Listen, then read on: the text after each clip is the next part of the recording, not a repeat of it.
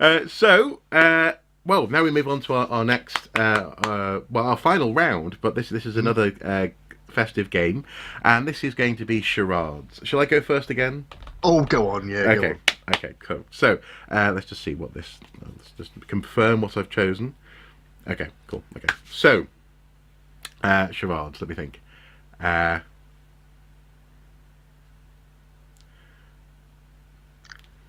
I've got two words. 2 words. Okay. First word. Scissors, paper, stone. No. 2 syllables. 2 syllables. Oh, 2 syllables. right. Okay. 2 syllables. Okay. So first syllable. Heat. Heat. Okay. Second syllable. Yeah. Wave. Goodbye. Cheerio. Bye-bye. Bye-bye. Heatwave. Oh, heatwave. Heatwave. Right. And then heatwave. So. Second word. Frankly, I mean, the only way I can do this is just to. Trowel. Oh, heatwave digging, archaeology, digging holes, pointing trowel. Aeroplanes looking, flying. I don't know. Heatwave, flying in the heatwave, flying. This is all the discoveries that were spotted during the heatwave in the British summer, which was really British and Irish summer indeed. British and Irish summer, yeah, absolutely. Yeah. Within the British Isles and Ireland. Yes. Yes. Was that few? Were you still miming the activity, or was that few we actually got? Yeah, that was a few. That wasn't me trying to slice open my own head. Right. Yes, this is the actually we had stories coming out all through the year based on this, didn't we? Because people were publishing photographs but it's the story that really took off in July when there was quite a drought for a few weeks. It was very hot, and all sorts of archaeology was coming out of the ground. This was to do with the way in which, when the ground dries, only the very dampest of soil stays green and lush, or lusher, as it were, than its surroundings. And that damp soil tends to be soil which has been disturbed, that can therefore hold more water, because it's got some more space between the soil chunks and molecules. And in other words, what you see from the air is ditches. You see places where people in the past have dug up the ground and it has been disturbed in the past. And some remarkable images were coming out of the UK, especially in the south of England, and also as well, for example, in the Boyne Valley, and in and around Newgrange, County Meath. Indeed. And this was a wonderful opportunity, but also I got the impression that this wasn't a new thing, in so much as it was wonderful to see, and I was very excited to see it. But you were talking about how this sort of thing had happened previously. Was it 1972 or something, or 76? 76. When I was first becoming interested in archaeology as a teenager, there was a long, very hot summer in 1976, and it happened to coincide really with the first wave of rescue archaeology units, local units, who had often formed sort of links with, for example, local flying clubs and so on. So archaeologists were going up with cameras and photographing the crop and soil marks that were emerging, really with the kind of definition that hadn't been seen before, because those two things hadn't come together before. No. In that critical mass to enable people to access the evidence and record it. Well, funnily, actually, that ties in with because you were talking earlier about the fact that everyone now has access to Google Maps. You know, that this was really the first time that you were able to, as a civilian level, specialist, have access to essentially a military technology. The ability to photograph at its various angles the landscape, create an image that was used for trying to understand what's on the ground. That previously was something that the military did, and actually, ironically, some of the earliest and best archaeological aerial photographs are essentially military surveys, aren't they, or surveys certainly of the land prior to understanding what a landscape might be like for purposes of combat. Well, I mean, absolutely. I mean, I think it's often said that the first modern archaeological air photograph in the UK was taken of Stonehenge by a member of the Royal Engineers, from a balloon, army balloon. So yeah, you're absolutely right. Now, and particularly now, and I think again we've seen the benefits of it this summer, and I noticed from your Facebook pages and so on that you have acquired a drone. I have. Hang on. And it's very exciting. you weren't anywhere near Gatwick with it, were you? No, I wasn't anywhere near Gatwick. I wasn't. But Good. Mwah, this thing, I can't wait to yes.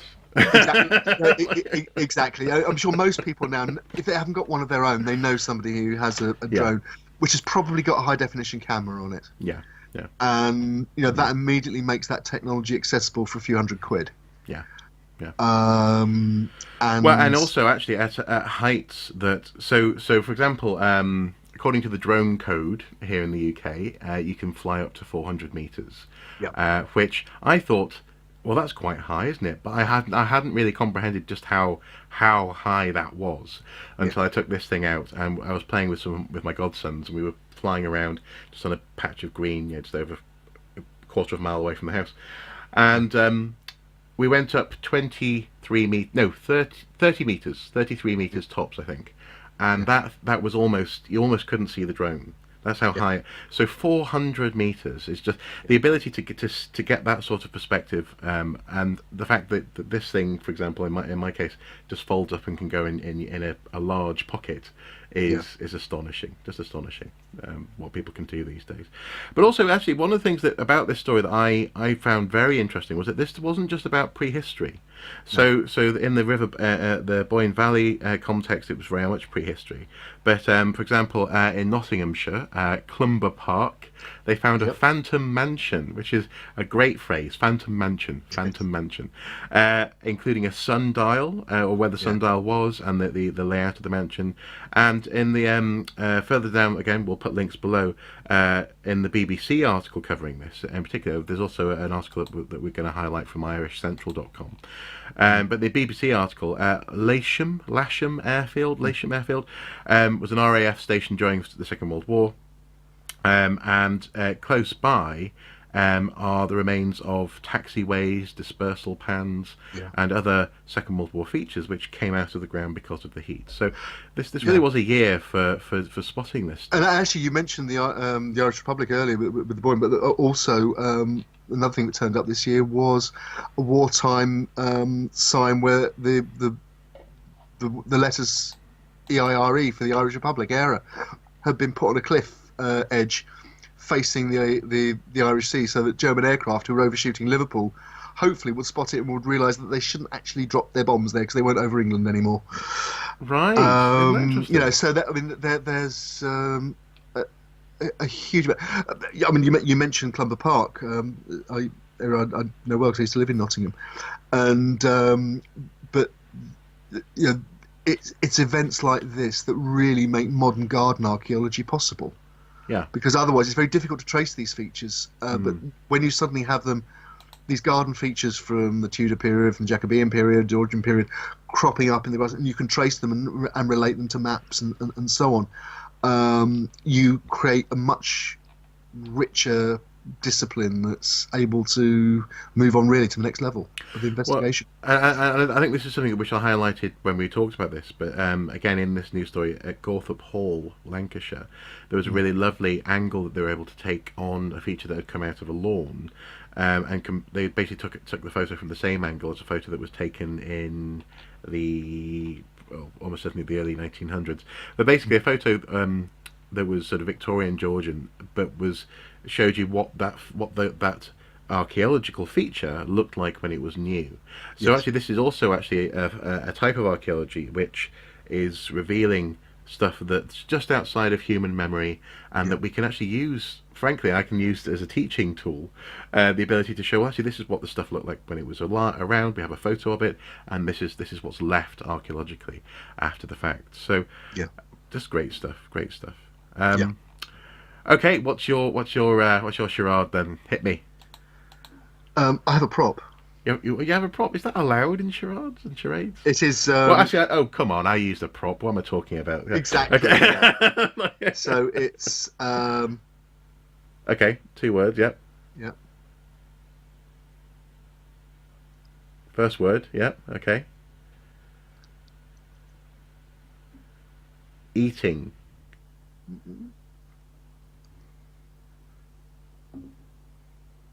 Second word. Yeah. Oh, hang on. I can't quite see your hands. Sorry, up a little bit. You're pointing at you, your belly, eating me. You're cheese, gorgonzola, Kaya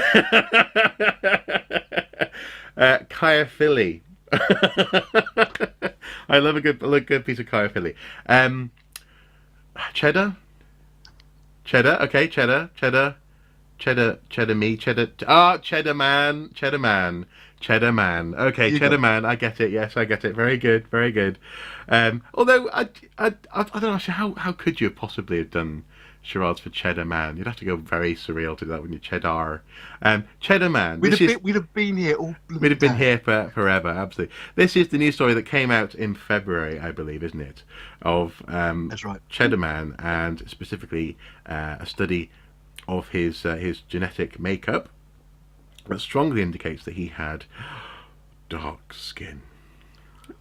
Goodness. Which got certain people on a certain position in politics very bitey indeed. Very bitey. It was hilarious. It was hilarious, but it was also a bit unfortunate because we also saw in parts of the reason why I say that is because we saw people attacking needlessly elements of, for example, the wonderful Brian Sykes and his career by willfully misunderstanding portions of what he'd done and why he'd done it. So saying, "Oh, look at him, he's appeared on this TV show, he can't be a serious academic at all," which again ties in with what we were talking about earlier about public-facing archaeologists.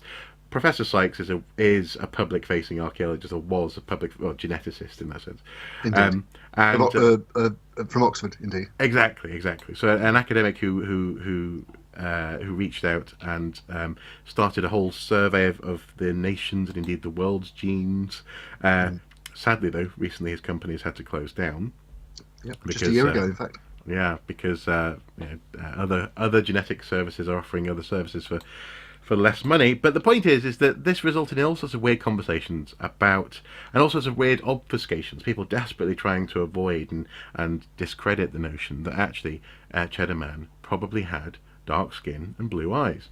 And well, for me, that's unremarkable. That's actually unsurprising, especially when you put it in the context of other Neolithic genetics that we know about. Ava in Scotland, the Bronze Age burial, she had darker skin than modern Scottish people do, for the most part. This is part of the story of humanity and the fact that people, when they first came to Europe, they were not pasty. to put it one way. That's the point, I think. And again, it's another one of those things that maybe as archaeologists we can communicate and should communicate more. Yeah. Is that we are an animal which evolves. Evolves to take maximum benefit from the environment it exists in. Yeah. And if we move from one environment to, if you and I move to Africa and our descendants stayed there in 5,000, 10,000 years, we wouldn't be the colour we are now. No. And this, the thing is that to a certain extent, you can't blame people for not, for raising an eyebrow, because you're in that weird realm whereby there are certain, I've forgotten who the academic was. Was it Malth? It wasn't Malthus, was it? There was a certain person who was a colleague of Darwin. Who suggested that, for example, giraffes are tall because they reach, because they want to be taller, therefore they become tall within a generation or two. And it's one of those things where that is an element, though. That the environment does affect the genome, but through aspects of natural selection. Oh, absolutely. And again, it's not my specialism, but I understand. I mean, from reading people like the late great Stephen Gould, geneticists argue about whether evolution takes place over a steady period or actually can accelerate quite substantially in certain circumstances. Well, and I mean, as far as I'm concerned, it really has to do with the advantageous or non lack of advantage from certain mutations, especially in the more dramatic, sudden jumps in evolution. If someone happens to have an advantageous change in their body, then they're going to propagate more readily. It's well, absolutely. But funnily enough, just yesterday I was listening to a program on the BBC which referenced the suggestion that's coming out of Africa that certain elephant populations are suddenly producing smaller or even no tusks. And the suggestion is that is a response of the population to poaching. And the population is adjusting itself to be less desirable to poachers. Well, and just and this is interesting actually. So in this context, it's not necessarily that the elephant is going, I'm going to have a baby with a smaller tusk. It's more a case of the larger tusk animals are being killed. They can't have children. That's and therefore, actually, there is a tendency now towards elephants that have smaller tusks because they're not being hunted and they're able to have more babies. So this stuff can happen surprisingly quickly in some instances. I did like this is another BBC article covering this one, as you would expect, coming from just outside Bristol. This story, I love this little mini headline within the story: "Extra mature cheddar." They found the Stone Age Briton had dark hair with a small probability that it was curlier than average, blue eyes and skin that was probably dark brown or black in tone. This combination might appear striking to us today, but it was a common appearance in Western Europe during this period. Stephen Clark, director of the Channel 4 documentary on the find, said, "I think we all know we live in times where we are unusually preoccupied with skin pigmentation." And that is true. Even compared to, for example, the classical world, we are far more obsessed with what colour someone's skin is, than where they came from or who they are. Professor Mark Thomas, a geneticist from UCL, said, "It becomes a part of our understanding. I think that would be a much better thing. I think it would be good if people lodge in their heads, and it becomes a little part of their knowledge that Cheddar Man was not necessarily cheddar coloured." I'm adding to his quote there. That wasn't me. That wasn't him. Sorry. Cheddar Man's genome reveals he was closely related to other Mesolithic cheesy jokes. Yeah. Cheddar Man's genome reveals he was closely related to. They say here other Mesolithic individuals. I'm not sure he was Mesolithic, but to Mesolithic individuals. Maybe they've written that slightly wrongly. Maybe other Mesolithic individuals, so-called Western hunter-gatherers who have been analysed from Spain, Luxembourg and Hungary. So there's a great photo of Chris Stringer holding the reconstruction of Cheddar Man's head as well there. So so it's a great story. It came from earlier this year, and for us, I think in particular, I know in our conversations we both were fascinated by people's response as well to this story as much as anything else. And also, again, linking it back to our earlier conversation, the team behind that got the story out in academic form, in popular form through that Channel 4 documentary, a lot of press coverage. And open access, I think. And open access, absolutely. Yeah. So, it ticked all the boxes for communication. Good for them. Yeah, excellent.